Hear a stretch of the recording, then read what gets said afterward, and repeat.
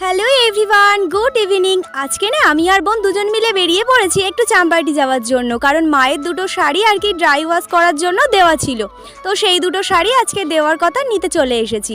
আর জানো তো আমাদের স্কুলের এক ম্যামের আজকের বার্থডে ছিল, তো আমরা আজকেই জেনেছি তো কিভাবে সেলিব্রেট করব বলো তো, তাই আর কি পরের দিন সেলিব্রেটটা হবে।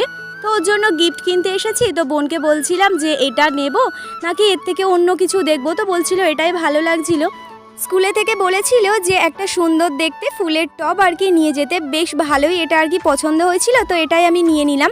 তো তারপর চলে এসেছিলাম কেকের দোকানে এসে দেখছি বেশ ভালো ভিড় রয়েছে। তো ভিড় অতিক্রম করে শেষমেশ আমি দেখো একটা কেক নিতে পারলাম।